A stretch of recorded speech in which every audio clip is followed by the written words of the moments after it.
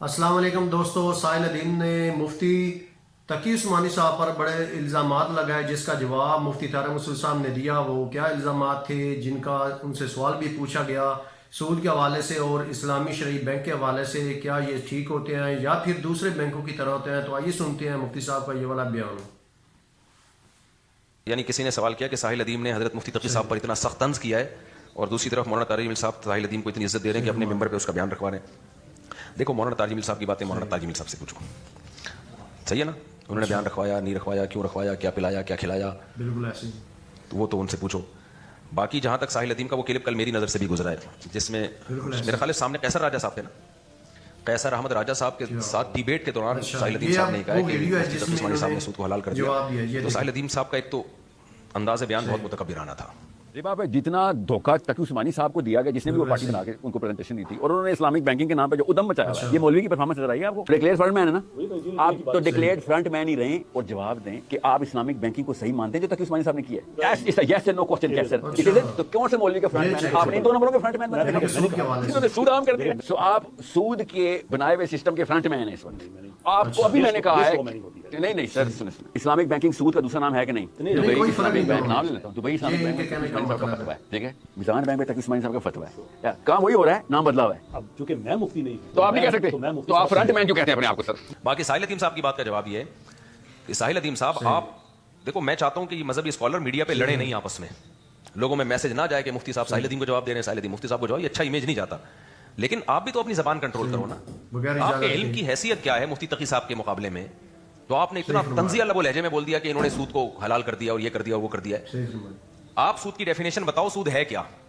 بالکل ایسے ہی۔ ربا النساء اور ربا الفضل میں کیا فرق ہے؟ حدیث میں جو 6 چیزیں آئی ہیں نا کہ تماثل کے ساتھ ان 6 چیزوں کو بیچنا حرام ہے، اس کی علت کیا ہے؟ یہ کیا جواب دیں گے؟ تو آپ ان اسکالر سے پوچھیں، ان کو نہ ربا النساء کا پتا، نہ ان کو ربا الفضل کا پتا، ان کو ربا کی ڈیفینیشن ہی معلوم نہیں ہوتی۔ جس کو ربا کی ڈیفینیشن معلوم نہ ہو وہ کیسے کہہ سکتا ہے کہ یہ اسلامک بینکنگ جیسے ڈرامے بازی ہے؟ پھر شریعت نے ربا کے آلٹرنیٹ کون کون سے سود سے بچنے کے لیے جو متبادل نظام دیا ہے، وہ کون سے 6 عقود ہیں جو بینکوں میں چلائے جاتے ہیں؟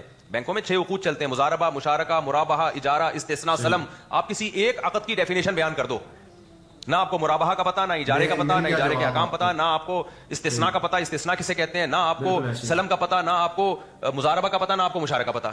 ہر ایک عقد ان میں ایسا ہے جس پہ مہینوں پڑھنا پڑتا ہے، تب جا کے حقوق سمجھ میں آتے ہیں، اس کے شرعی احکام سمجھ میں آتے ہیں۔ آپ نے پڑھے ہیں کیا یہ حقوق؟ اس نے تو ایسے ہی کچھ بھی پتہ نہیں ہے آپ کو، جواب دے دیا۔ لیکن اور آپ اپنے قد سے اتنی اونچی بات، قیصر احمد راجہ بیچارہ شریف آدمی، اس نے بولا بھائی یہ مفتیوں کا کام ہے، صحیح ہے نا؟